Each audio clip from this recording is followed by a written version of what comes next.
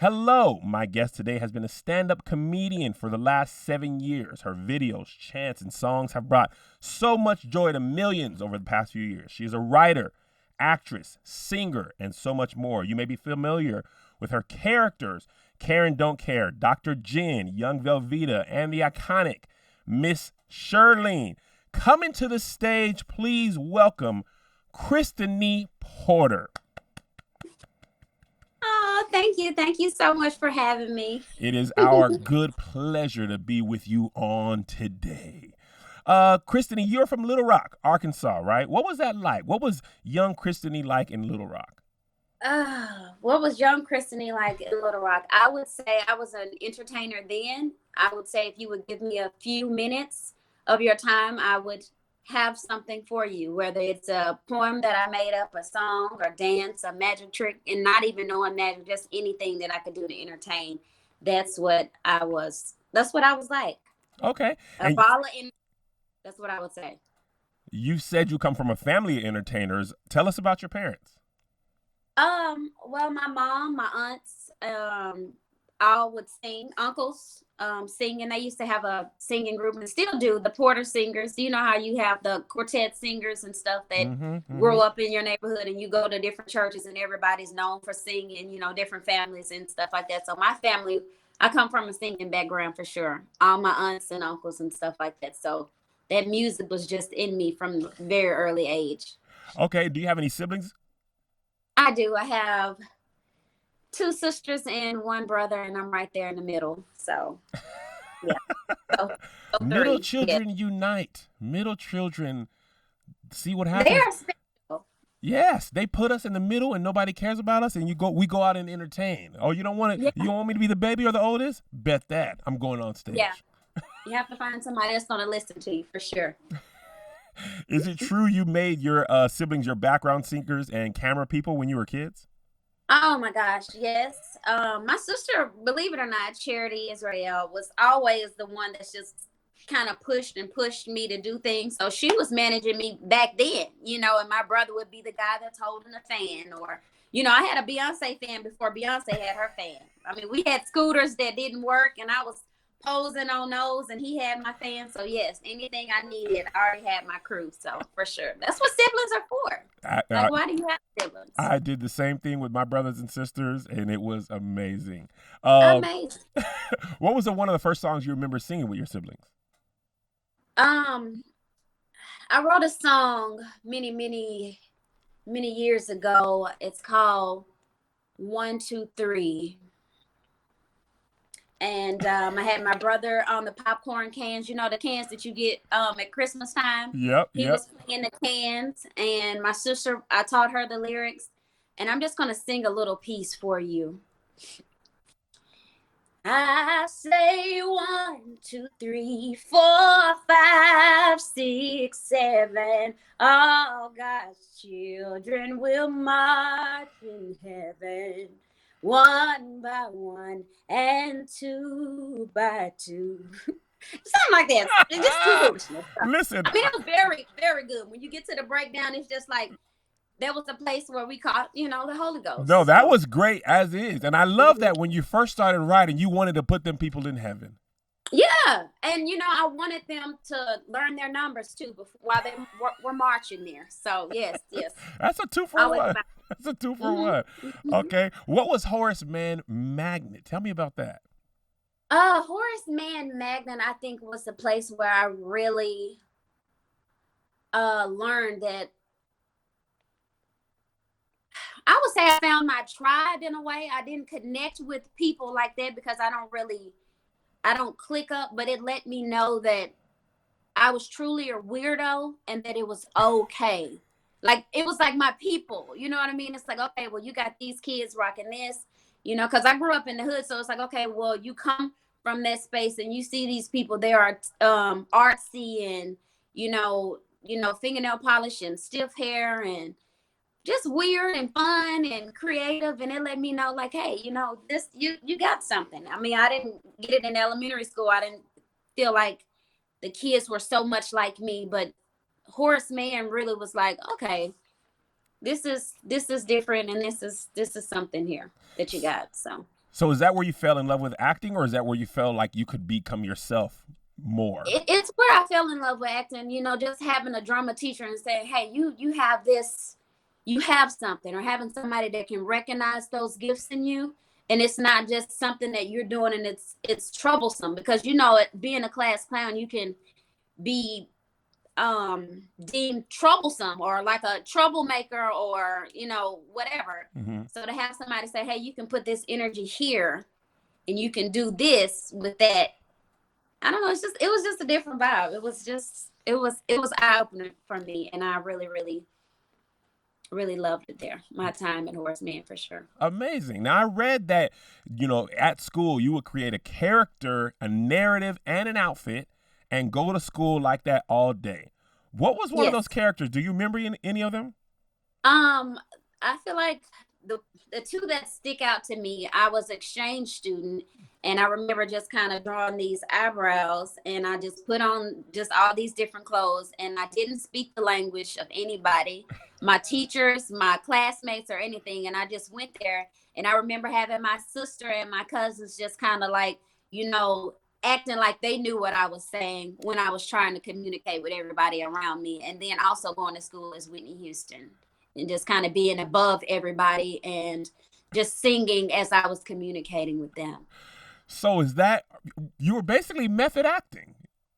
Yeah, I mean, I didn't know that it had a name to it. That's just who I woke up as. And that's why I'm like, you know what? I wanted to be that. So I would commit on my ride on the bus to school and throughout the day, as long as it wasn't a distraction. My teachers said that I could do it. So I'm curious, did they, what did you get on your report card? What did they write on your report card? You know what?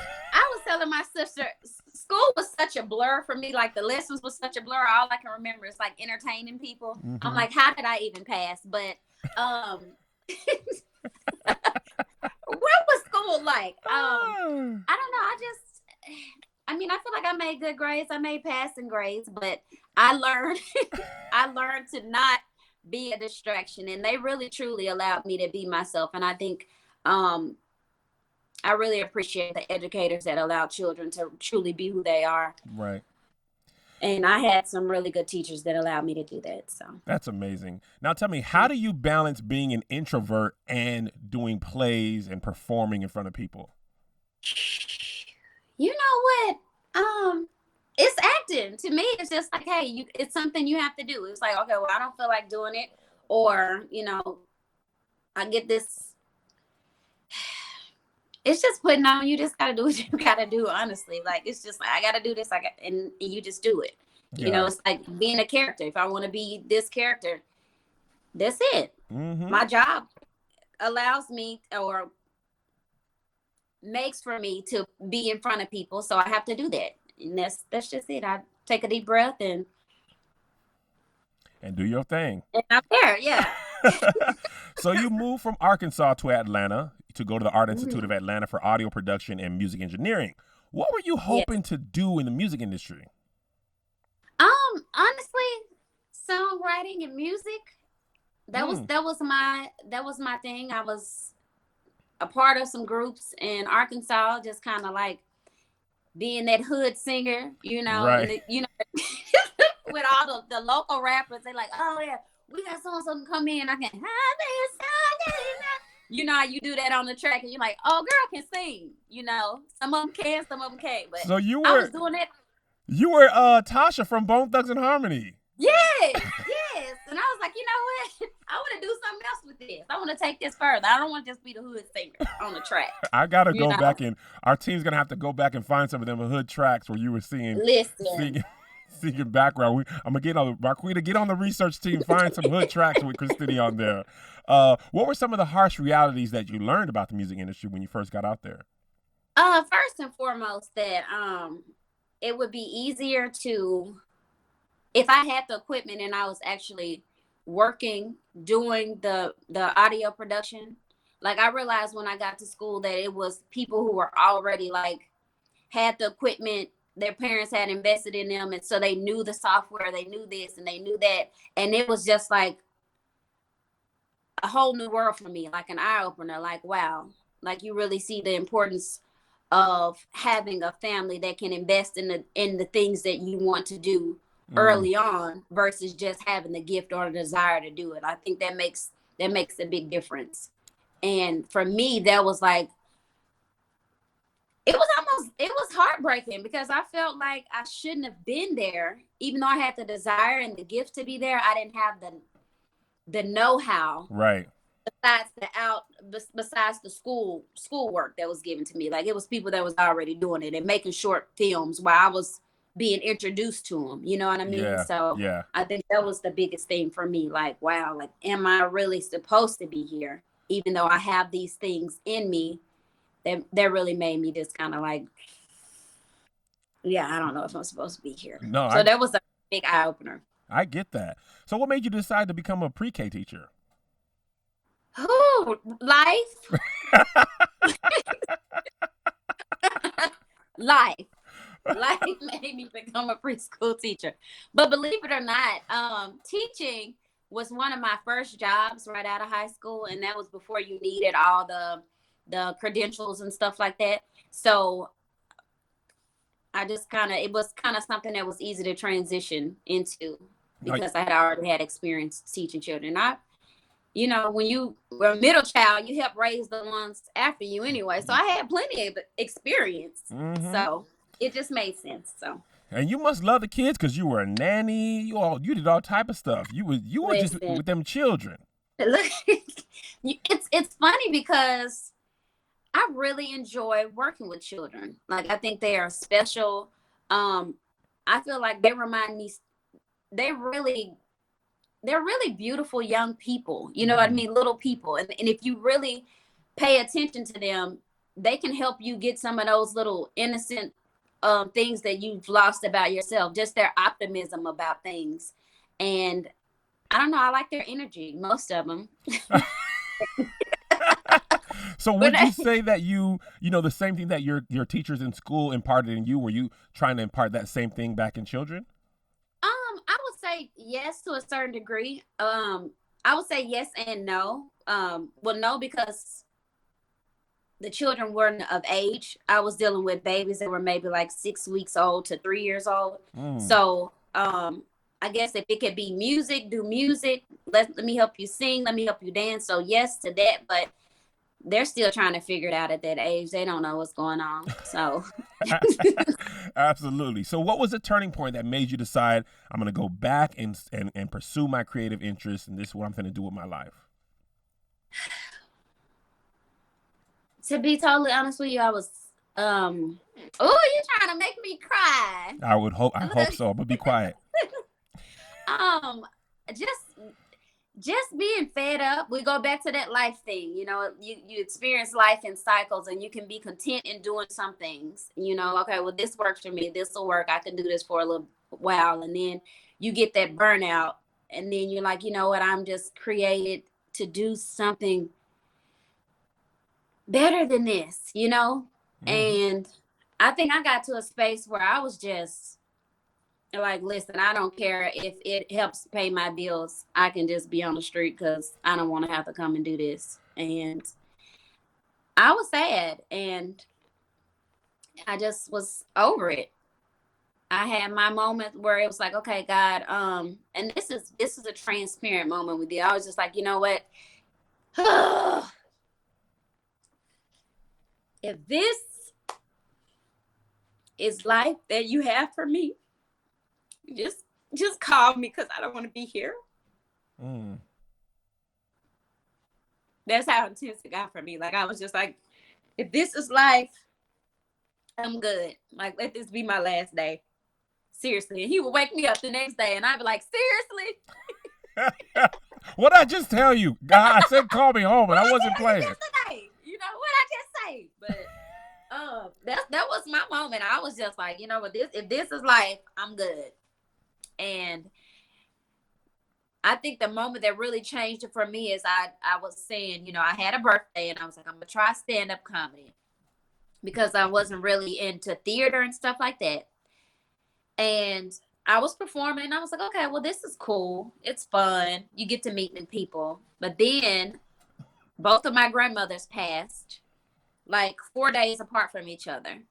Mm-hmm. And I remember still trying to find my voice in stand-up comedy. And my sister said, you know, maybe you should be one of your characters. And I'm like, no, you know, that's, you know, it's kind of, you feel like a little circus act as an adult dressing up as a character. It's just weird. And I just remember saying, okay, cool. And I thought about it. And then I told my sister, you know what, I'm going to be an old lady. I think it was just that being in that moment of mourning my grandmothers. And I was like, I'm gonna be an old lady. And I did. I went to the thrift store, and these white shoes with these gold heel was the first shoe that I saw. And the shoe was like an 11 and a half. And I do not wear an 11 and a half, by the way. I was stuffing these shoes with socks and so that I can fit them, but they looked great on camera. And I was like, they're huge, but they look great. And that's where Charlene was born. Those shoes, and then the dresses came, and then the wig, and I was just like, let me have a little attitude. I'm gonna do this, and the voice came because neither one of my grandmothers were loud women or any of that, and it just came like that. Okay. So I think it was the birth of her through the loss of them, for sure. It's amazing. All right, so Christianee, take me back to September 9th, 2014. It's your first time performing on stage. You did a solid 2-minute set. Tell me what that was like. Were you having nerves before? You know, how did the performance go? Just walk me through that. First of all, that is amazing. Like you really have done your research. I tell you the truth. Like, I am just blown away. Totally blown away. I told you we're serious over here at KevonStage Studios. This ain't no game no more. Gosh. This is serious business. We got the best of the best. My producer does all this research. That's Marquita Bradley. She done made you cry. I mean, listen, unmatched. So I will say this. I had Carlos Miller to introduce me. That was my first time meeting Carlos Miller. Mm-hmm. We were at Cat's Cafe, and my set was actually, I think, 5 to 7 minutes, but I'm going to tell you, this is how it went. I went and gave them my name, and he was like, okay, well, I'm going to give you a great introduction, blah, blah, blah. I'm going to say you did all this, give you all these accolades, blah, blah, blah. And I'm like, please don't do that. Like, that messed me up, right? So I'm like, don't do that because it's my first time. Yeah. I get back to the table with Charity, my sister, and I tell her, I said, listen, I don't think I'm going to be able to do my set because I can't feel my legs. And she's like, what? I was like, I can't feel my legs to go up on the stage, right? Right. And so I start shaking. So she's like, well, what's going on with you? Then I start crying. I am like having a whole anxiety attack. I'm like, I can't do this. Listen, I can't. These people in here, you know, and this comedian's going up. My world is quiet. It is dark. And I am paralyzed with fear. Like, she's like, listen, stop playing, Christianee. I'm like, I'm not playing. I'm serious. So the comedian finishes, and I get up there, and I forget everything. I just really had the intro to just my warm up, the crowd warm up. Mm-hmm. And, you know, that was my 2 minutes. But it let me know, hey, you can do it again and maybe have 3 minutes. So I kept building. I went from 2 to 3 to 4 to 5 to 6 minutes. You have to start somewhere. You know, I tell people all the time, 2 minutes never feels as long as it does than when you are first starting stand-up comedy. You feel like you're up there for an hour, and it'd be 2 of the longest minutes because you are making people laugh, which is an involuntary response. You have to make someone laugh. But, you know, blessings to you, Christianee, because you got up there and you did it. And that's why I tell people, like, the fear, I don't have those moments now. But when it comes to doing things for the first time, I think people say, well, if I'm not afraid, that's you know, you're going to be good at it. But I say, no, you're going to be afraid. You're going to have that, you know, those moments of self-doubt, but you have to feel that fear, put that backpack on, strap it up, and do it anyway. And I think the best moments come when that fear is present, because it's a lie. It's just that thing that's like, okay, well, you gonna be overwhelmed and overcome by me, or you gonna do it. And you just have to choose to do it with fear being right there. Like, so That's amazing. Feel the fear and do it anyway. Absolutely. Sure. That's courage right there, doing it in spite of fear. Now, you took Rodney Perry's stand-up comedy class. Did that help you develop? Tell me about that. I think the class really helped me to trust myself. You know, with improv is something special. And I think it just really helped me to just kind of, it sharpened my skills for sure. Just kind of helping me with different scenarios, and, you know, just like I said, just trusting myself to say, okay, well, if I think I want to do this, don't take that moment to second guess it, but to just do it. Right. So I would say it was helpful for sure. I had a lot of fun, and I met a lot of creative people who are just as talented for sure. So it was a really great experience. That's amazing. Now let's fast forward to January 2016. That's when you start posting your characters to Instagram. What made you decide to start doing that? I just felt like it was an outlet. It was just a space for me to share my gifts. I didn't know what would come of it. It was just somewhere for me to say, hey, I'm present. I'm putting in some work, you know, and that was just it. It was just an opportunity, honestly, for me to just showcase my talent. I mean, it's free. What was it hurting? You know, I'm like, hey, I'm taking this time to do this. I done bought these little dresses and these shoes and this wig. At least I can do is put it out there. And maybe I didn't think it was the greatest, you know, but it was my work. And I said, you know what? I can just share it with people. You know, my family, they were my 9 viewers, and they loved it. You know, that was a way for me to connect to them. They like, oh, that Charlene this week was good, you know, so they loved it. So I'm like, hey guys, here's another video from Charlene. I mean, my family was sharing it, and, you know, maybe I had 11 views, maybe I had 13, but it was mostly family saying, oh my gosh, Charlene's killing it today, or, you know, blah, blah, blah. So yeah, it was a way to connect with family too. So before we get to Charlene, I want to ask you about young Velveeta, because I've heard that's your favorite character. Where did young Velveeta come from? Young Velveeta, I feel like is that the cousin that we all have that's always, you know, he ain't got no real education, but he's street smart. You know what I'm saying? Or he always, it's that enthusiasm for life and business. He like, sir, where are you getting this stuff from? You don't have no license, you don't have no degree, no experience. You just wake up and think you want to do something and you doing it. And I think that is amazing to me, because that character is limitless, because I can literally wake up and be like, okay, well, today I'm going to be, I can be whatever I want to be. I can go out there and build a house, and you can't be like, oh, you can't. I thought Velveeta was this. No, I'm building houses now. That's what I'm doing. Because I can. We do all have a cousin like that. Like, every time you go back home, a totally different business.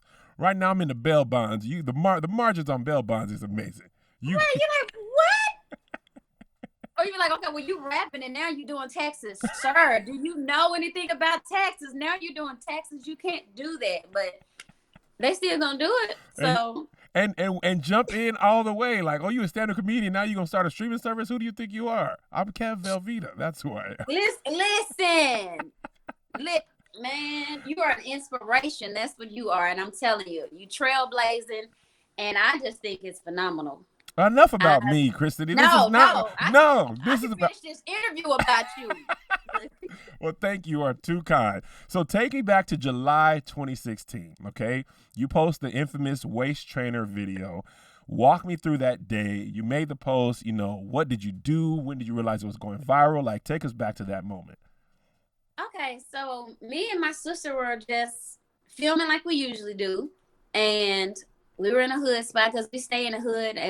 We were staying in the hood at the time. And, you know, you just get so many little treats and treasures in the background. It could be a crackhead yelling at somebody in the back, hey, man, blah, blah, blah. Yeah. It could be a weed bundle blowing in the wind. It could be whatever. Just goodness.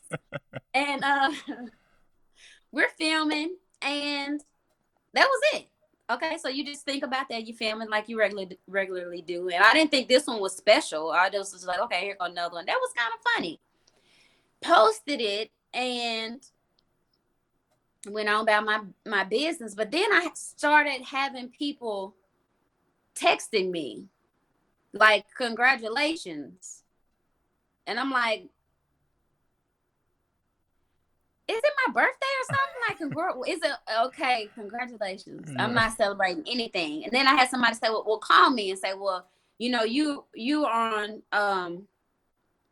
Shade King. So I'm like, okay, I'm on Shade King. You should check it out. And they were tagging me and stuff. Now, mind you, I was just posting videos on Instagram. I literally almost didn't even know how to add people, because that's how it was. Like, I was just on there just posting stuff. Right. And I just kept getting congratulations. And then I was telling my sister something's happening, because I started seeing, you know, people was following me. And I'm like, okay, people are following me, right? I'm like, Church, look, people are like, follow me. And people like, I'm like, okay, well, that's cool. And that's when I knew something was going on. And that's when the whole, you went viral. Yeah. I was literally like, okay, that's what's up. And that was my experience, because like I said, I didn't understand what was going on. I was just telling her, look, something is happening. Right. And people telling me congratulations. So I don't know what this means, but yeah, but I found out what it meant. It found out that it means that people are following you and, you know, you're buzzing right now. So yeah, so in that moment, friends and family are excited, and and I've read that you said actually it brought sort of like a heaviness and even a sadness to you, based on what you were going through at that time. What was happening? Okay, so I was having the love from people around me, or people that were just discovering me, saying, hey, congratulations, I love your work, da da da. And, you know, the opportunities to do this and partnerships. But then I had people in my industry that I kind of was like working with or working around. I was feeling that hate and kickback from them. And I'm just like, I'm still me, but it was just a different energy. Mm-hmm. Like, oh, you Hollywood, or you this and you that. And I'm like, I'm still me, you know, but it was just in my face, like, you know, how I was being treated. And it brought some sadness to me.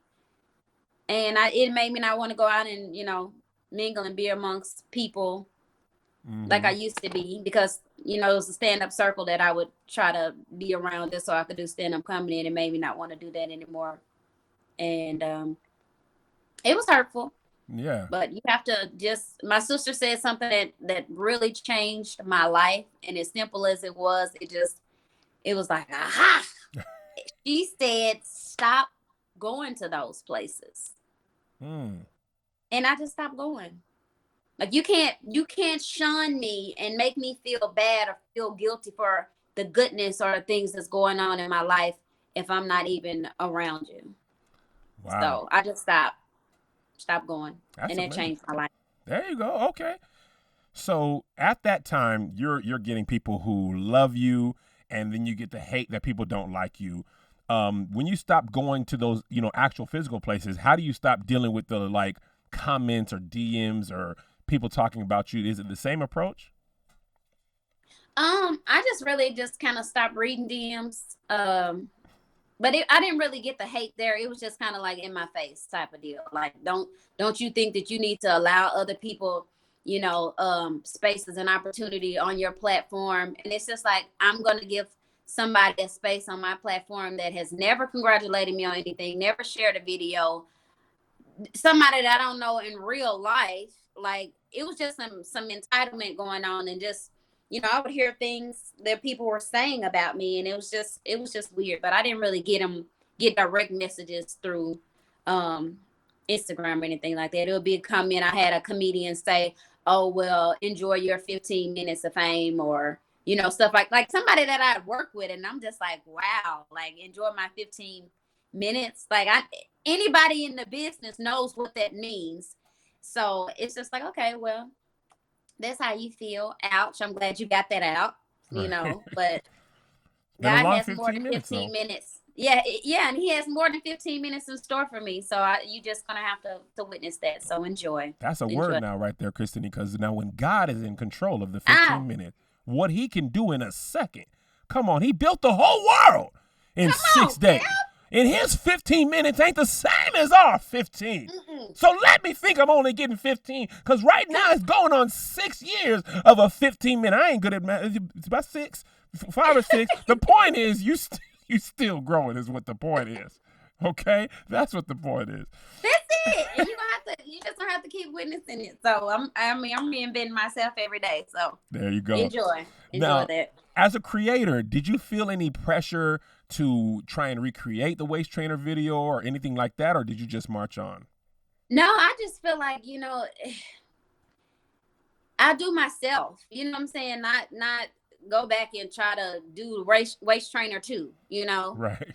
Plus my shoes got stolen out of my car anyway, so I didn't have the same shoes. But that's just how my mind thinks. It's not let's redo or remake. It's like, what can I do to outdo myself? And not even this particular thing, but just to just outdo myself. Some people are like, oh, well, you should do the so and so something. I'm like, that's gone. I've been let that go. I'm on this now. So no, I don't feel the pressure to recreate anything that I've already done. I'm trying to think of what can I do that's fresh and new that hasn't been done or that I haven't touched myself.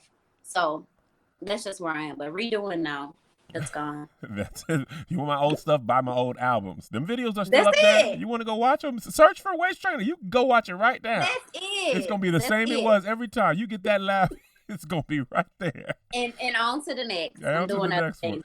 What's been one of the biggest lessons you've learned in going viral? I was trying to say virality and going viral, but I made a new word, viral. But going viral and gaining influence. What have you learned from that? To just stay true to myself and to just silence the outside noise. Mm-hmm. A lot of times you can really be caught up in people's opinion of you. What are people saying about me? What do people think about me? And I think you should just stay true to yourself. Silence all that other stuff. People's opinions, the things that people say. Like sometimes I may post something and you can't even comment because I'm not interested in what you have to say. Like this I'm posting this for me. Right. And right. I think a lot of us get caught up in that and we internalize a lot of people's opinions and they really don't carry weight. Like that's your opinion. Right. You keep that. So just silencing it out and just staying true to myself. Like I don't have to show my booty. I ain't show booty yet. You ain't showing no booty yet. It. You thought about it?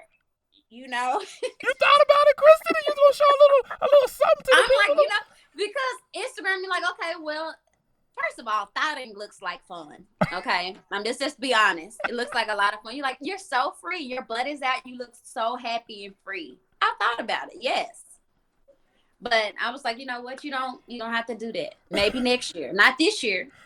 But when I show booty, it's going to be because I wanted to, not because I was influenced to show booty.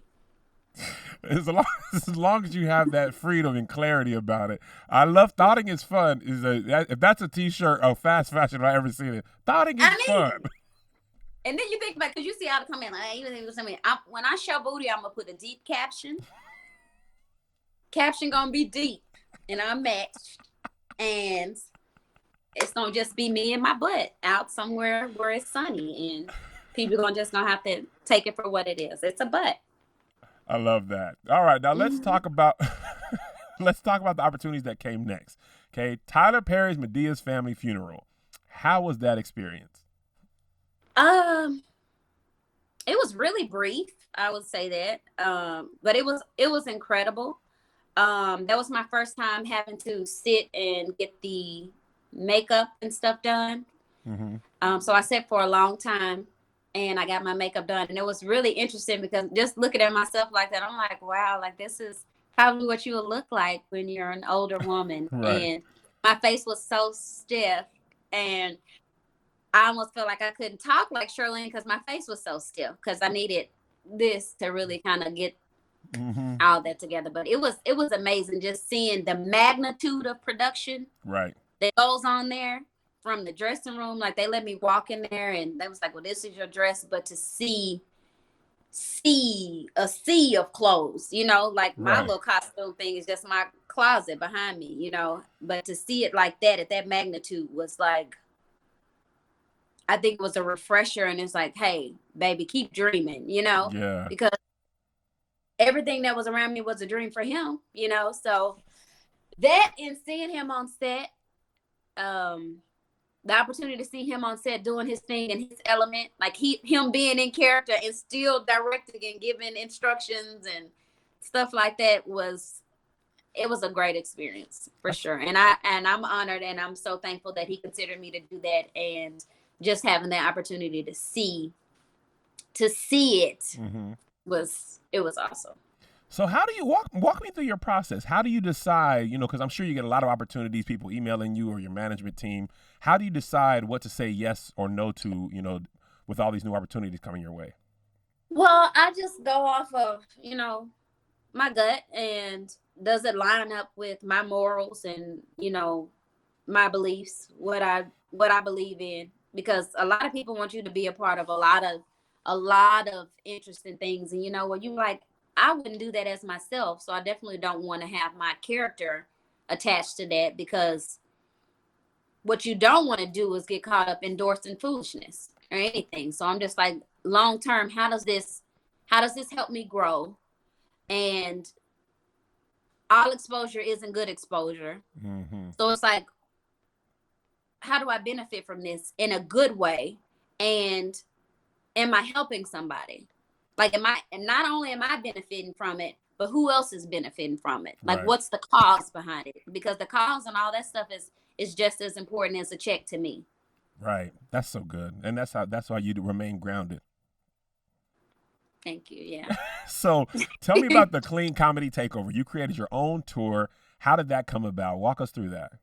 My sister actually came up with the name. She is phenomenal. And we just thought about getting some really dope, creative people together.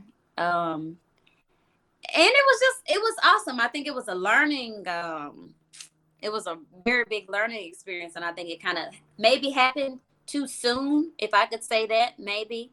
But it was actually really, really, really, really great. So it let me know that if I wanted to do it again, what I would need to do to really make it work. Yeah. But were you a part of that? I might have been. No. I think that was like. No, it was Like, Share, Tag. Yeah, it was Like, Share, Tag. Which was also a clean comedy, but that was Like, Share, Tag. It was some great times. Which was awesome. Oh, the best of times.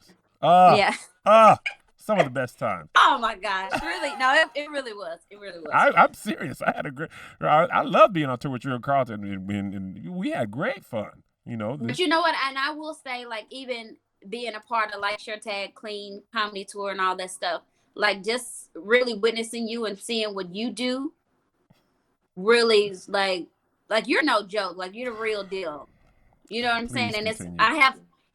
I have like my top 5 comedians, and you're definitely top 5, and you're not number 5. You get what I'm saying? Like, you are hands down the real deal. Oh, and Christianee. Witnessing you, know what I'm saying? And witnessing you do what you do, it's mastery, and it's levels to this stuff. And that's all I'm gonna say. Thank you so much. I appreciate that. Thank you for that compliment.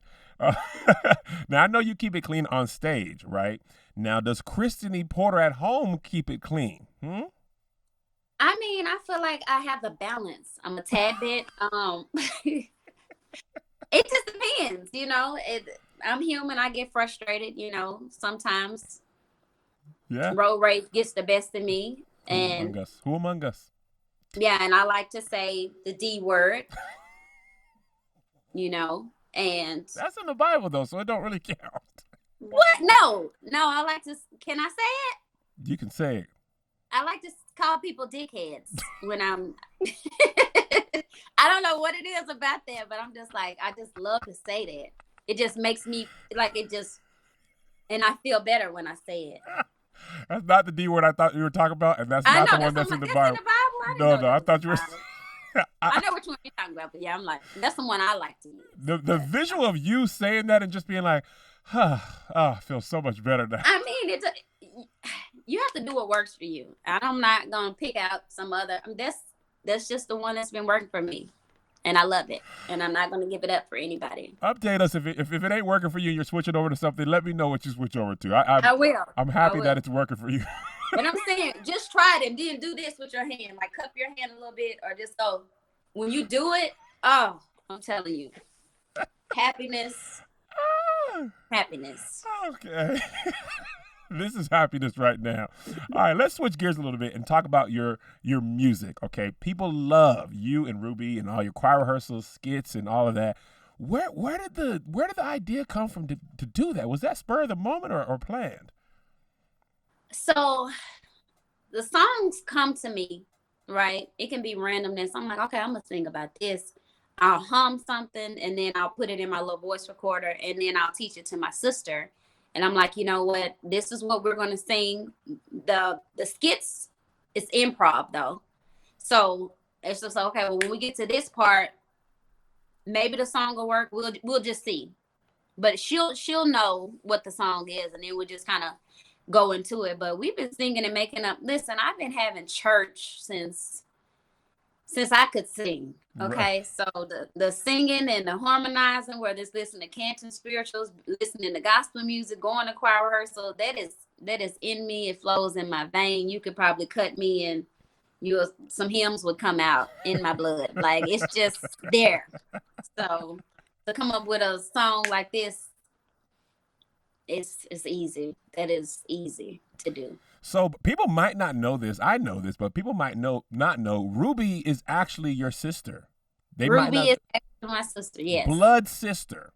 Blood sister. Same mama, same daddy. So, amazing. Yes. I don't even know what that's Charity like. Israel. Yeah. Charity Israel. Now, how is it working? Because you work even closer with her than not just music. What is it like working with family? I think it's a relief. I trust her. She's a good person. She is a big sister, so you already know what comes along with that territory. Like, they're always just trying to boss you around. Like, do you ever get a break from them bossing you? Right. You know? Yeah. So, I mean, she's been bossing me for years. So, I mean, I feel like the transition was natural for me. Right.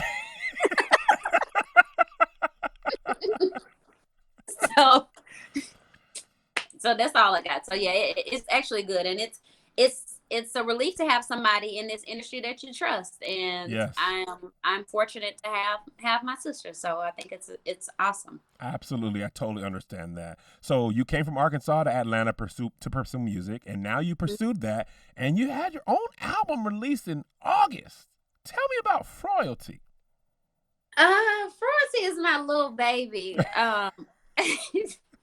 I need to push it more. I really do. But Froyalty came about only because, you know, the app that we're on, all of them, is basically a copycat app. So there's something that you can do and somebody can recreate it and nobody know who the originator is. Yeah. So that was an opportunity. Froyalty is an opportunity for me to copyright everything because I had people who were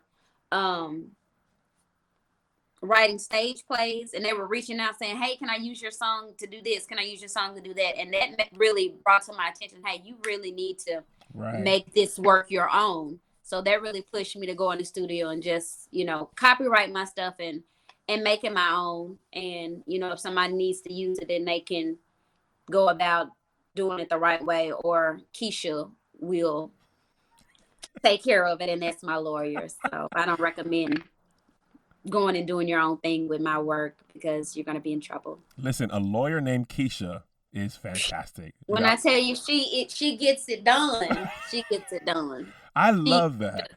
Keisha's not the one. That's her tagline for the firm. Keisha Esquire. Keisha's not the one. Not the one. Getting a cease and desist from Keisha? Hey, take that down. Keisha's not the one. Oh, shoot. Yeah. Let me go ahead and delete that. Yeah, in the most professional way, though. Of course. Absolutely. I want to take a quick break to tell you about the sponsor for today's episode, BetterHelp. This podcast is sponsored by BetterHelp. Relationships take work, especially the most important one you can have in your life, the relationship with yourself. A lot of us will drop anything to go help someone we care about. We'll go out of our way to treat other people well. But how often do we give ourselves the same treatment, huh? Look at yourself in the mirror and ask yourself, who loves you more than you and who needs help more than you? Listen, I started therapy, 2020? And then couples therapy in 2021. And my personal life and my relationship has been all the better. And listen, I'm a busy person, so I don't have time, nor do I want to go and drive to somebody's office and sit in traffic for 30 minutes, 45 minutes, wait in the lobby. I hate lobbies. Lobbies suck. I like to do therapy from the comfort of my own home. I just pop in, pop out, and go on about my day. And you can do so too. Listen, this month, BetterHelp Online Therapy wants to remind you that you matter just as much as everyone else does. And therapy is a great way to make sure you show up for yourself. Listen to this. BetterHelp is online therapy that offers video, phone, and even live chat sessions with your therapist. So you don't have to see anyone on camera if you don't want to. It's much more affordable than in-person therapy, and you can be matched with a therapist in under 48 hours. Give it a try and see why over 2 million people have used BetterHelp online therapy. This podcast is sponsored by BetterHelp, and Coming to the Stage listeners get 10% off their first month at betterhelp.com/stage. Once again, that's BetterHelp.com/stage. Invest in yourself, care about yourself, get some help with BetterHelp. And now back to the show. So you've accomplished your dream. You are a full-time entertainer. What is your next dream? What's the next move? How are you thinking about that? I'm really thinking about a nap right now because you just be moving, you just be tired, like mentally, physically tired. I know. Listen, I know you know. I know. It's all the hats. I know you know. But just possibly a stage play, some more music. I would love to be in a movie. Or do a movie. What would that movie look like? Is it just you acting as Christianee, or a movie with one of your characters or multiple characters? It would be a character movie for sure.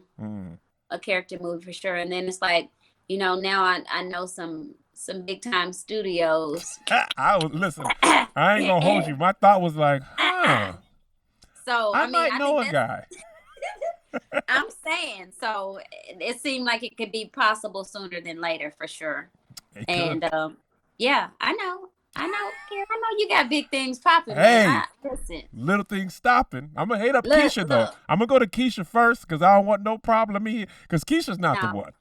No, she's not. But just working on that and just kind of figuring out how I can kind of stay put and maybe not be on that road so much because that road it can be a little taxing. So Christianee Porter, I was just having this conversation yesterday. I love it. I truly do. But it is hard on the body, it's hard on the mind, it's hard on your energy, your family. It is tough out there. It is. I don't think people know that. They just want to say, when you coming to my city? And it's like, man, listen, I need a month to recover and do nothing. I might need a year. For sure. After this tour, I'm like, bruh, what more can I do? Yeah, and it's but you do love it, and that's why you keep getting on the plane and getting in the car, getting on the bus to go. But it's a lot. It is. So I'm just trying to think of something that can keep me in one spot for a little bit. I get it.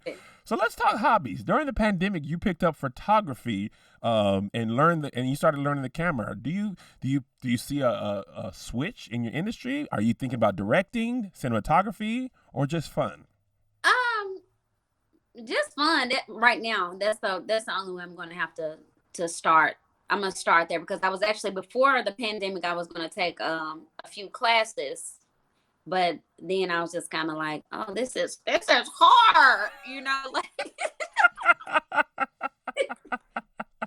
was very hard. So, yeah, I need to pick it back up because I put it down because I let it beat me up and defeat me, but I definitely want to get back to it because I feel like I have an eye, and as a creative, it's kind of hard sometimes just kind of trying to articulate and explain what lives in your head. Yeah. And I think if I had the proper words, because that's important too, the lingo, as Vel would say, to communicate these things, I think that would be beneficial to me and what I'm trying to accomplish. So Absolutely. definitely pick that back up. That would help with my content too, make it better. But yeah, One thing at a story time. for another day. Now, you stated that you gauge your success based on how happy you are. So tell me, how successful are you right now? I feel like I'm quite successful. I feel good. My work is what is the word I'm looking for? It's steady. It's constant. You know, I can. My thing was my prayer originally, and I think we all have to really be mindful of things we pray for. Mm-hmm. I capped myself and said, "Oh, if I made this amount, I would be happy. If I could just do this, da da da da da da da." And I think it's changing now. It's just kind of like I want to make more. I want to do more. But I definitely feel successful, and I want to just take a moment to say this: like, people gauge success based on levels of exposure, right? Right. So I've had people say to me, "Oh my God, you should be so much further along than where you are. You should be on TV. You should be here. You should do this." Now, I've had opportunities to be on TV, but people don't understand when you have a lot of those opportunities, you lose a lot. Mm-hmm. So, I mean, I've had opportunity where Keisha looked at me and said, "Listen, oh, it'll be great. You can be on TV, but you won't have creative control. Right.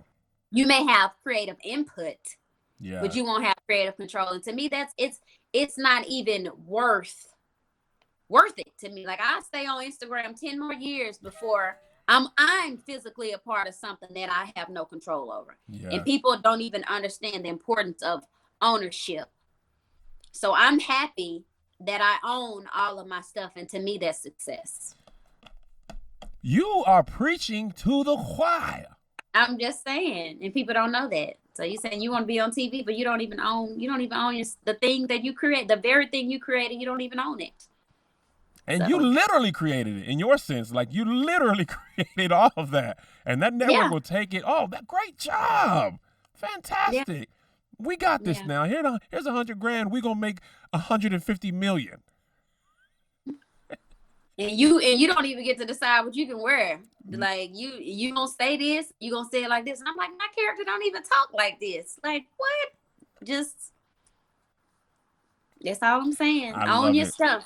To me, that's success. Ownership equals success to me. So you just encourage my soul, Christianee. Because listen, that ownership, the one thing they don't tell you, it's expensive. Now, when them people take your stuff, they sometimes they're gonna slide a little check your way. Now they're gonna make 10 times what you're gonna make, but you're gonna be all right. And that's where that be anxious for nothing comes in too. You go to the Bible. That's better go. I'm saying. You have to wait, because I'm telling you, it may take a little bit longer. It may be lonely. You may be like, "Oh my God, I'm putting for all the money I'm making going into all of this," and you may not be feeling like you seeing the profit, or you worth what you should be worth. But that day will come. Yes. It will. Yes. Either you gonna sign it off for these peanuts, or you gonna wait for the big payback. So we'll see. Okay, as we wrap up our interview, we ask every guest to answer Kev's top 10 questions. Are you ready for the top 10? All we ask is that you be truthful. Don't say what you want people to think or hear. You say what you want to feel. Okay? So just say say me. Just do me. Just be honest. Just do you. It ain't speed round. You can answer. Take your time. Just don't lie to the people. Okay. Here we go. First question. This is not trivia though. No. These are just more questions. I'm like, no, ain't no trivia. Ain't no trivia. Ain't no trivia. It's the same 10 to all guests. Okay. First question. Okay. Who's your favorite person? My mom. Oh, bless it. Why is your mom your favorite person? Because she is just non-judgmental. She's kind. She knows things about me that my sister and best friend don't know about me, and she loves me unconditionally. Oh, that's amazing. What was one of your happiest moments? One of my happiest moments. Wow. That's a really good question. Thank you. One of my happiest moments. I don't know. I think I don't really know. One of my happiest moments. That's a really good question, Kev. Okay, you get back to us when we come back to you next time. You have an answer Yeah. for us. Wow. Okay. Okay, what about one of your saddest moments? One of my saddest moments, probably when my grandmother's passed away. Mm-hmm. That was like a double whammy. So yeah, it was like dang, and then dang. So yeah, that was my saddest moment for Okay. sure. Grits, sugar, salt and pepper.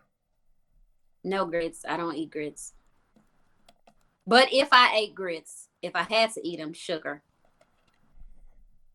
I endorse this. I appreciate you for this is why I asked you to be honest. I'm tired of people being influenced by other black people. If you love salt and pepper, do that, but don't do it because you're afraid of them. If you like sugar, say it from the mountaintops. Yeah. Sweet potato pie or pumpkin pie? Sweet potato. Okay, you know what? I disagree with everything you've ever said in this interview. Anita Baker or Patti LaBelle? Anita. Big fan. For sure. Favorite black saying? Favorite black saying? Oh my, what? Favorite black saying? Oh. Right now is I know you lying. Classic black saying. Which could mean I know you're telling the truth, though. It just depends on how it's said. Or just like just the whole, that's, I know you lying. I say that all the time. Like just, but then, we have the little things too, like, things like that. Just, but sayings, that's endless. Oh my God. Okay. What excites you? When I tell you are stumping me, I'm talking about stumping me in the ground on my face. What excites me? I think being able to put a smile on my loved ones' faces. Mm-hmm. Like if it's because my love language is giving. So if I can do something that makes them happy or something like that, that excites me. That gives me, it actually brings me joy all the way throughout my body. So I love that. What bores you? People.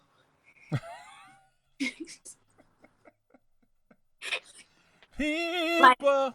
I can say groups of people. Like I don't like being in big groups because I'm gonna be like that. I think that bores me because I'm not a person that's gonna start a conversation or be talking. So crowds bore me. Got it. And last one, what do you want your legacy to be? I want the core of it to be originality. Like I want people to say, you know what, this woman sold out to herself. She was original. She was fresh. She was new. She was innovative. She was kind. She was considerate. She was giving.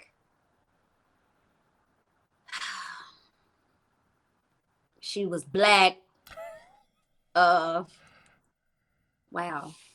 Kel, when I tell you I'm at home, but really write down some of these questions that you've asked me and just like, what do I want my legacy to be? I really want people to say, you know what, I really believe in my heart that Christianee died empty. And when I say that is truly empty of my gifts. Yeah. The ideas, the songs, the things that I wanted to do, the places that I've wanted to go. I want to inspire people to say, you know what, I want to do the same thing. I don't want to leave a book unwritten, any of that stuff. Anything that you have in you that you want to do that. And I want my legacy to encourage people to do that. And I have to truly get busy doing that myself for sure so that people can be inspired. But that's my goal, to just have nothing left. That is amazing. That is amazing. Ladies and gentlemen, Christianee Porter, amazing creative. Christianee, thank you for joining us. If you're watching this, please follow her. Where can they find you at, Christy? You can find me on all social media all social platforms at The Christie Show. That's Facebook, Instagram, TikTok, Twitter, all that. So YouTube. Follow her at The Christie Show. You can watch these interviews in full with no ads on the KevonStage Studio streaming service, with ads on YouTube and wherever podcasts are found. Christianee, you are a blessing. Thank you so much for sharing your time with us. Thank you so much for having me. Of it's my course. pleasure. God bless you. Go out there. Thoughting is fun now. Go out there and thought it up. Thought it up. It's booty to come. Y'all stay tuned. All right, Chris. Have a great day. Thank you. You too. Bye.